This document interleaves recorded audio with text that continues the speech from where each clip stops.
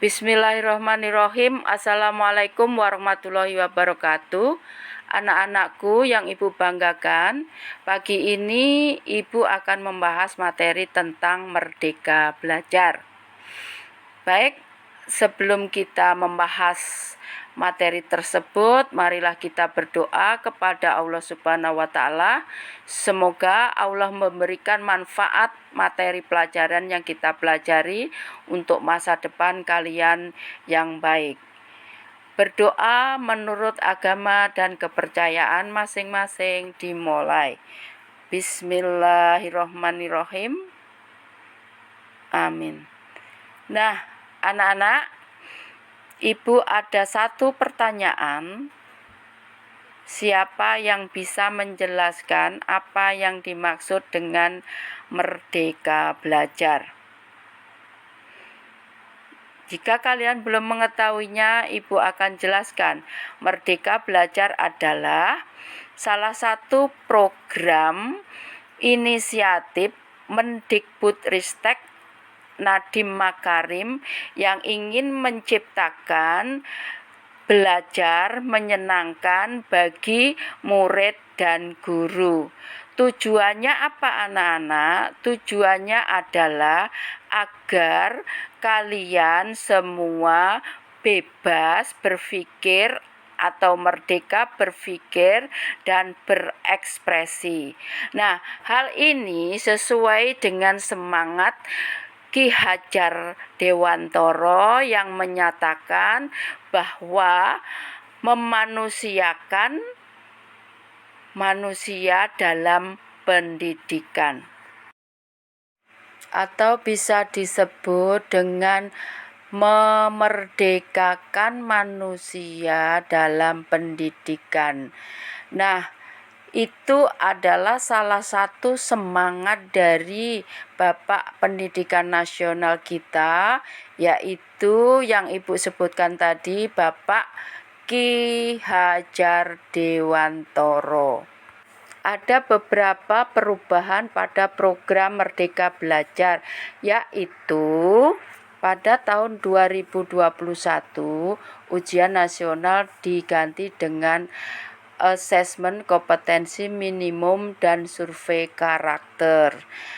Materi asesmen ada dua, yaitu literasi dan numerasi. Literasi dan numerasi bukanlah mata pelajaran, anak-anakku, melainkan literasi adalah kemampuan bernalar siswa untuk menggunakan bahasa, menganalisis bahasa dalam kehidupan sehari-hari.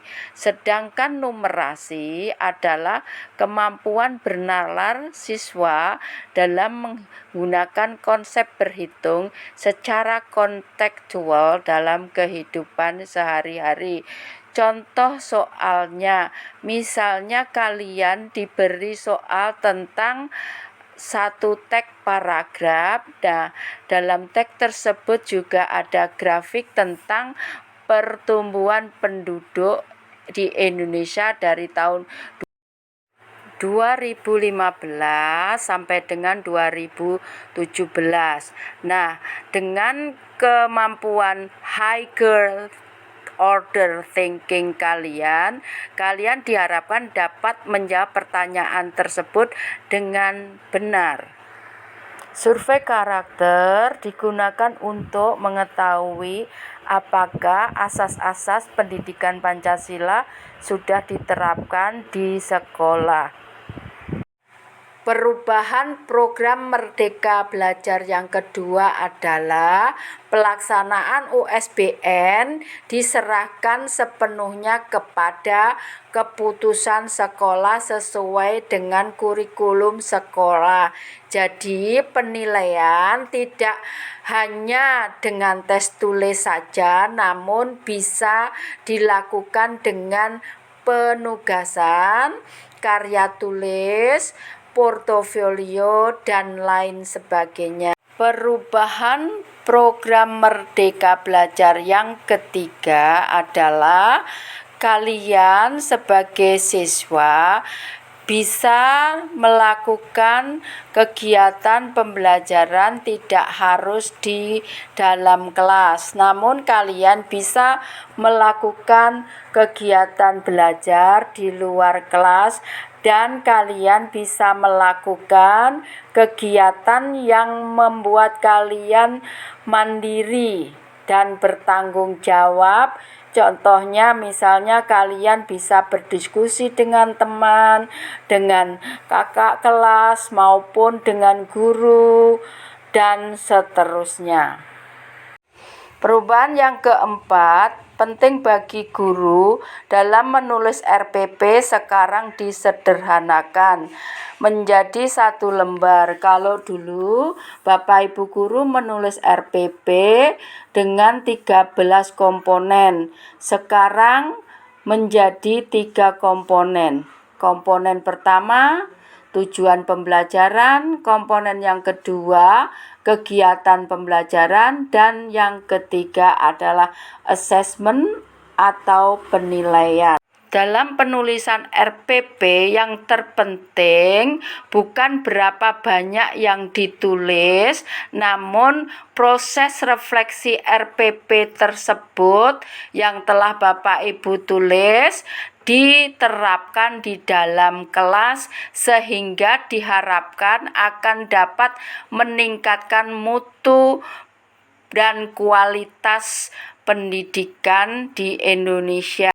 Perubahan yang kelima adalah sistem zonasi dalam penerimaan siswa baru.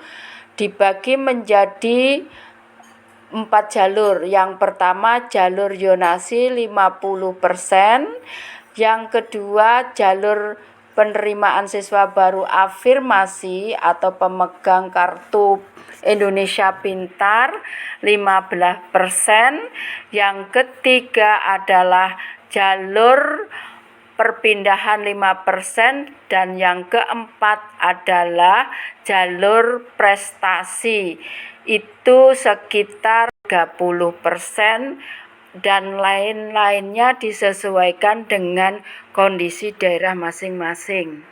Anak-anakku sekalian, Ibu rasa cukup sekian materi tentang Merdeka Belajar. Semoga kalian dapat memahaminya dan dapat melaksanakan pembelajaran dengan menyenangkan. Semoga sukses. Wassalamualaikum warahmatullahi wabarakatuh.